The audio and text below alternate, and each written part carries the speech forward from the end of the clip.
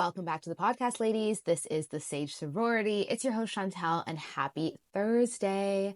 I hope you're having a fabulous week. This weather is absolutely delightful. London has been on her best behavior the last couple days, and today is no exception. It's truly like the crown jewel of spring in London right now, so naturally everyone is in a good mood, including me. Today, we're going to discuss the complicated layer and mosaic of friendships, specifically female friendships. This will likely be a series. There are so many different aspects of female friendships that I want to cover. And personally, I think that this is such a complex and big part of my life and story as well. So I want to give it the nuance and contextual effort that it truly deserves. So let's go. You know that saying, friends are the family we choose? It sounds beautiful, but let's be honest, female friendships are often very layered and nuanced, as I mentioned earlier. They can truly be your safe haven, but also a source of confusion, unspoken tensions, and in some cases, unfortunately, deep heartbreak. I personally have experienced a multitude of all of those things, if not more. And it's so weird, isn't it? Because there is no real handbook on how to be a good friend, yet somehow we're all expected to instinctively understand these unwritten rules. And when I reflect on it, this paradox extends to almost all of our meaningful relationships, to be honest. Our entire lives are defined by these connections, yet we're given so little guidance on how to navigate them in a successful way. In a way, relationships, and I truly believe this, are life's ultimate test. All the self-development work, all the personal growth, all the therapy, it's really just prep for the real challenge, which is successfully navigating relationships, connecting authentically with other people. We spend years in school learning things like algebra and chemistry and literature, but one of life's most essential skills, building, maintaining successful relationships, we are expected to somehow master on our own, and you are truly up the creek without a paddle if your parents didn't teach you. So today we're going to introduce the Sisterhood Chronicles on why female friendships matter. And truly they are like any other bond. Studies obviously show and have been showing us recently that they boost our well-being, reduce stress, and honestly even help us live longer. But obviously beyond the science, every woman feels the power of good friends in her life. And honestly, she feels a lack thereof as well. So let's talk a little bit more about why they matter so much and what makes a strong, lasting female friendship. They're not just there in a nice to have way, they're there in a fundamental, life-altering way that research has only really begun to appreciate and notice. File this under women's health deserves better funding, but that's a conversation for another day. Think about your closest female friend for a moment, right? The person who's probably seen you at your absolute worst, maybe even versions of yourself that you hope never return. We're talking someone who's maybe helped you move, someone who's held your hair back while you were sick, someone who's sat with you during incredible grief or incredible heartbreak. It could be just someone who you text at any random point of the day that just makes you feel less alone, someone who laughs at your silly jokes, or someone that you can even be really weird with. When we look beyond our personal experiences and examine the broader patterns, something honestly really fascinating is very clear. These connections that we will just fob off as just friendships are so incredibly powerful in terms of shaping our well-being in ways that science, like I've mentioned, is only really beginning to quantify. And before you roll your eyes, there's truly data to support this. So Dr. Laura Silberstein-Tersch from the Center for Compassion Focused Therapy, which is in NYC if anyone cares, points out that female friendships actually trigger the release of oxytocin, which we all know is the love hormone. And this is the same hormone that is released during childbirth, good hugs, and orgasms. So it's basically telling us that this chemical reaction literally is released through good friendships, good female friendships. It triggers joy and love and connection. And honestly, you can't have deep connection without oxytocin. This chemical reaction literally reduces our stress levels and increases our sense of safety in the world. And then there was another study, this one's from UCLA, and I found this really interesting, that while men respond to stress with the fight or flight kind of women actually go in a different direction, and it's called tend and befriend. I've actually never heard this before, but I found it fascinating. So basically, when life gets difficult, women instinctively seek out and nurture connections with other women. And it's not just a preference, it's literally biological. But the impact of these friendships goes far beyond like moments of crisis, right? We know this. Female friendships shape our identities in ways that we don't even really acknowledge properly. They're often the relationships where we can be our most authentic selves without the gendered expectations that often come with our partners and in our family. This is huge. And when I was reading this, I had like that emoji where you have like that brain cloud, because it's like, this is so true. The person you get to be with your closest friends is often one that is unburdened with a lot of expectations that come from women in the house, women partnering with men, and women in family dynamics. Crazy, right? I'm going to interrupt this thought flow with another thought to kind of get your mind going. Think about the person in this world with whom you feel the most free, your most unburdened self, if you will.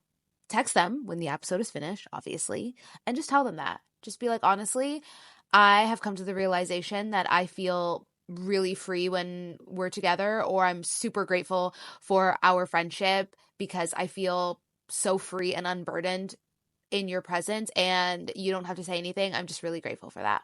I think that's just a beautiful thought. Anyways, another huge reason why our friendships are incredibly vital to our happiness and well-being is that it's also a private space where we don't have to contort ourselves into more palatable versions of femininity. Here's another like big point that just like really stuck out to me. We don't have to be smaller, quieter, more accommodating. We don't have to be fake. We don't have to be anything other than ourselves. You can be messy, ambitious, angry, aggressive, all of these things that you are not allowed to be as a woman, particularly sometimes at home, sometimes definitely with your family, and definitely at work. You're just allowed to be unruly, unhinged, without fear of being labeled difficult or high maintenance. Definitely one of my best things about being with my friends. I like letting my freak flag fly. I like being myself. And I also like giving space to myself and in hopes showing my friends that we actually don't have to be good all the time either, because we're not. We're humans. We're super fallible. And we all have our good, bad, and ugly, which I say often. And as long as there's mutual respect and love between us, we don't have to pretend to be perfect, because we're not. I think that this matters tremendously in a world that places a lot of pressure on women to be emotional caretakers in most relationships. Our feminine friendships often offer the reciprocity that can be super hard to find elsewhere. And fun fact, reciprocity is a huge value for most women in their friendships. What you give to me, I will give to you. And if that's imbalanced, there's probably an issue in the friendship, at least on someone's end. This creates space where our emotional needs aren't treated as burdensome, but as entirely valid parts of our connection and par for the course. Having a moment with your friend, good, bad, or ugly, bursting into tears seeing puppies, or bursting into tears because you are somehow reminded of an ex that you dated a million years ago. Most friends, most good friends, are not going to find that as a burdensome. That's just life. That's just you being yourself. Emotions come, they go up, down. I always say they're like waves. They will come in, and if you give them time, they will go out. But you might not feel like that with your siblings, or you might not feel like that with your partner. And you sure as hell don't feel like that at work. There's something so special about being able to be seen by someone who isn't obligated to love you. Unlike family ties, we know friendships are completely voluntary, right? Every time a friend chooses to keep showing up for you, they're making an active decision that you matter, your friendship matters, and they want to keep it going. And that is very special. As the Gottmans would say, it's a bid for connection. And we're so lucky, so grateful that with friends, it happens often. It happens in small doses. It happens in large doses. But ultimately, we're grateful that it just keeps happening. And it keeps happening for someone who's being their true self. It is such a pure love when you really think about it. That's a unique validation in that choice that you're making, I'm making, she's making all the time. So basically, when we integrate all of this, the research, the history, the personal experiences, a better picture starts to take form, and it really challenges us to reconsider how we've been taught to prioritize relationships in our lives. When I look at research and I reflect on my own experience as well, I've truly come to believe that female friendships are not a luxury. Like, it's not a luxury. It's not a nice to have. It's truly a necessity. I look back on my life, my 20s, and I would say even more so my 30s. And wow, I wouldn't have got through it in the way that I did without good friends. Without good friends, without great friends, without okay friends, without having the energy to make new friends, without old friends. I'm grateful for it all, and truly a crucial building block to my happiness. They are not by any means a consolation prize for women who haven't found romantic partners. This is very important, guys. Whether you're married, single, in a relationship, interested or not interested, we all need to make a much better collective effort to be better friends. Be better friends, receive our friends as well, appreciate the help, appreciate the love, show up for them, show up for ourselves a fraction of the way we do for our romantic partners. Also, a woman with a robust friendship group or quality deep friendships in her life, why is it so often that she's single? Like, you can't tell me that you don't have the time. You absolutely do have the time. And this whole my partner's my best friend, he can be in a way that you share deep, intimate things with them, but your partner can't be your best friend. And Esther Perel talks about this, that we require so much out of one person that we required from many people years and maybe centuries ago. Our friendships truly deserve to be as valuable as romantic partners. And this is something that only women now are starting to realize, to be honest. So I challenge you, especially if you're coupled, are you investing in your friendships? Could you be better? Could you do more?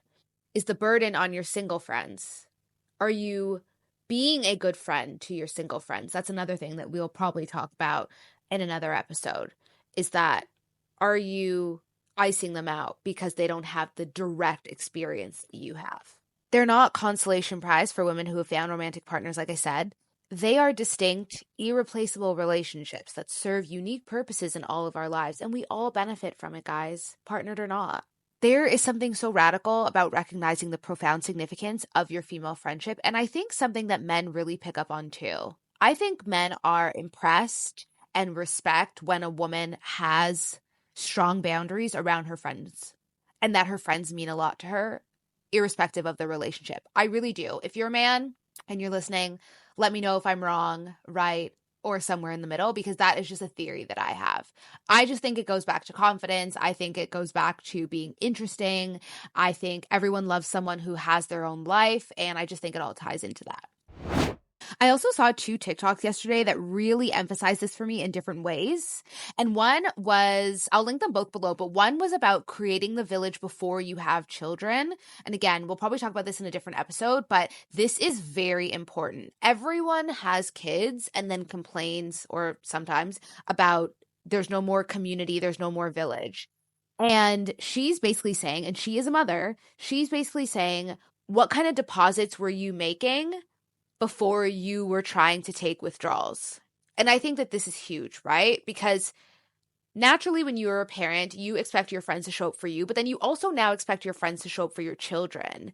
And we can debate whether that's fair or not, but it's also like, what kind of friend were you before that? What kind of friend are you now? Now, it's not tit for tat, and things go up and down.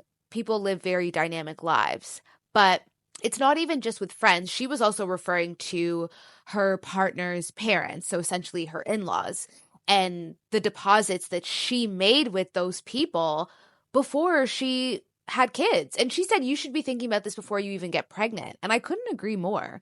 You know, she was very fortunate. She had traveled for a week. She got back and she was super tired. And essentially her in-laws were like, don't worry, like, we'll just keep him for another day. Like, go sleep. We'll take him tomorrow. And she just felt so grateful. And any parent out there hearing that would feel so grateful as well, right? I'm not even a parent, and I'm like, ooh, that is nice, right? Basically, this big to-do that you have to do, someone's like, don't worry about it. You can do it tomorrow. I got you. That is a big hug. That is a pat on the back. That is a put a blanket over me while I'm taking a nap, right? That's so comforting. And she talks about how important it was for her to make those deposits way before a child came into play.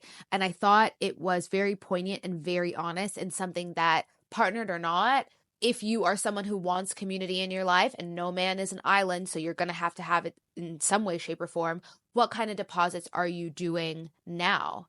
Being in community means you will be inconvenienced. There's no way around that. If you want to have friends or siblings or work partner or whatever, you are going to be inconvenienced, and you have to be okay with that. Of course, there's levels, there's nuance. These things go to a certain degree, but it's like that old adage of picking up your friend from the airport. No one wants to do that, but we wouldn't need Uber if more people could get rides to and from the airport. That's what friends used to do. Moving, things like that, right? Back in the day, like, yes, if you had a big house, maybe you'd get movers, but moving was often done with your friends and family, and you'd probably treat them with like beer and pizza or dinner afterwards. So these are very simple examples, but I just want you to be thinking about ways that you can show up for your friends, ways that you can offer support, and believe and know that, like any economy, it's circular. It's just something to think about. The other TikTok was a woman saying that she was essentially a bit sad because she realized that she'll never have her friends and family celebrate her unless she gets married.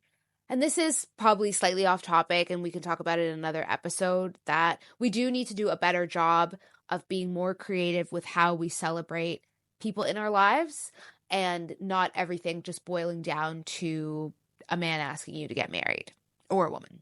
Like I said before, these relationships are not secondary. They are truly essential. They are our lifelines. They're often what makes everything else in our lives possible, and they truly do keep us going. My friends have gotten me through bad times, sad times, rough times. I'm not going to disregard the men and partners that I've had in my life, but when I think of some really poignant heartbreaks, or deep frustrations, or feeling victimized, I can literally visualize those conversations and visualize those women that held space for me. That is something that will stay with me for the rest of my life. When we pull back and we look, we get macro for a second at the societal landscape, we start to see why these connections aren't just personally meaningful, but I think are essential to the larger structure. Simply put, there's the cultural assumption that once you find the one, your friendships become somehow less essential and inherently hold less value. As if a romantic partner, let alone a male, can fulfill all of the connection needs in your life. But research and lived experiences tell us something very different. One of the most persistent myths that we navigate as women is that our man should be our everything, our best friend, our lover, our therapist, our co-parent, our financial partner, our intellectual equal, our partner in crime, our bedroom buddy, literally everything. It's a tall order that not only places tremendous pressure on one another in our romantic relationships, but also at the same time devalues all the irreplaceable roles of women that we have in our friendships, that we play in our lives, if that makes sense. So there's a book called Marriage, a History, and it's from Dr. Stephanie Coontz. She is a family historian and author, and she points out that this expectation is relatively new, which, if you've ever done any type of reading on the history of marriage and the history of romantic relationships, you know this, right? Throughout most of Western history, marriage was not primarily about companionship. This was about land. This was about class. The idea that a husband should be your primary emotional confidant emerged primarily in the 20th century, and it is an expectation that relationships simply weren't designed to fulfill exclusively. So you might say, okay, that's fine, Chantal. I get the history. I get what you're saying, but I want my man to be my best friend. Like, why can't my male partner fulfill the same needs as my female friends? And listen, to each his own, but there are several key reasons as to why you may notice that a male partner can't fully fulfill the same needs as your girlfriends. You might not notice this, but if you do, this is why. So first, we're going to go from just like a neurobiological point of view, that women's brains tend to process emotional experiences very differently. So women friends tend to engage in what scientists call as like co-rumination. And I actually laughed when I read this because it's so true. Like we sit and we process every single thing, like to the most granular detail, right? That's what we like. That's like how we like to analyze things. That's how we like to discuss things. That's how we like to get to the crux of everything. Detailed discussion and analysis of problems is what many women find very validating, me included. This processing style often feels foreign to men because men have been socialized to just be very solution focused, right? They're just trying to get from point A to point B. They are very unconcerned with the process. It's also why, on a side note, I believe that women are better cheaters than men because women are extremely detail oriented and men are not. So take that for what it is. Second, there's the shared experience component, right? Women understand other women. Like we are going through very similar experiences. You add in class, you add in race, you add in education, you add in body image. Like there's nothing like another woman because she understands what you're going through. Like so much of what we go through as women is very gender specific. We live in a patriarchal, misogynistic society. I have literally been blue in the face trying to explain to men things that are inherently like feminine, like a female experience in this world. Sometimes guys get it, oftentimes they don't, and it is incredibly frustrating, but it's like they live side by side in a completely different universe, right? You're talking about things in the workplace, reproductive issues, like a man telling you to smile on the street, a woman being assaulted, and the first question people ask is, what was she wearing? Like, where was she? These are things that men just, you literally have to like lead their hands to understand. Sometimes it's essential if you're sharing space and life with a man, but sometimes you just don't want to. Thirdly, even in the healthiest romantic relationships, power dynamics still exist. I'm not going to argue because this is one of the many hills I will die on. Power dynamics exist in every single relationship. You do not have any relationship from the most minute to the most extreme on this planet that do not have power dynamics. There's no example you can give to me where a power dynamic does not exist. If you truly don't believe that, you are delusional. I love that for you, but you are delusional. Subtle power dynamics that exist often affect your communication. Like friendships between your girls excel at creating space for validation without judgment and involved more balanced emotional labor. There's just more exchange going between the both of us because there's less of a power dynamic between us. Still exists, could be very subtle, could be extreme, but still exists, but it's less. Most women that have close friends and are in community with other women see them on equal playing field, right? Therefore, you can exchange that emotional labor and that power dynamic is less extreme. Therefore, it's less of a burden and less of a bump. And honestly, maybe even most importantly, healthy like female friendships offer something that romantic friendships just can't. And that is a complete and utter absence of sex. Dun, dun, dun, dun. Yep. How could this not come up, right? It creates, especially as a woman, I don't think men maybe feel the same way. I don't know. I'd have to think about it. But especially as a woman, being in close community with someone, like maybe even someone that you could be naked in front of, because nudity does not equal sexuality and nudity is not inherently sexual, creates such a level of freedom to express yourself and truly be authentic that is very, very hard to get in a romantic relationship. Some people do have it, but I would argue they are the exception in relationships, not the rule. And that's just something that, oh my God, that is, just thinking about it makes me emo because it's like, that is something that you cannot buy. That is something so good that money cannot buy.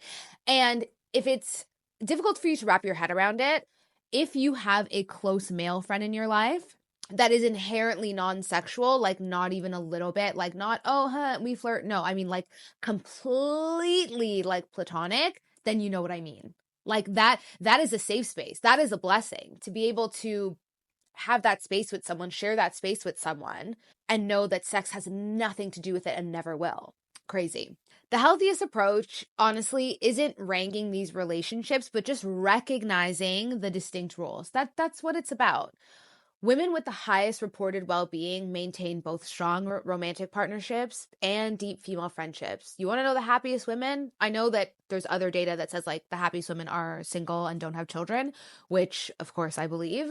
But I do believe that women that are able to hold space for romantic partnerships and strong female relationships are the happiest women. I really believe that.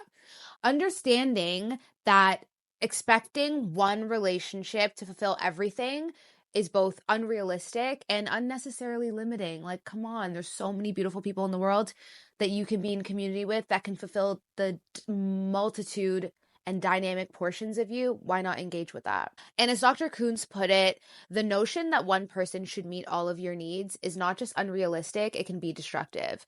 Diversifying your emotional investments is as important as diversifying your financial ones. So I know all the girlies are happy to invest in the S&P 500 and Vanguard. That's an index fund. Index fund your life. Index fund your relationships. That's all I'm saying.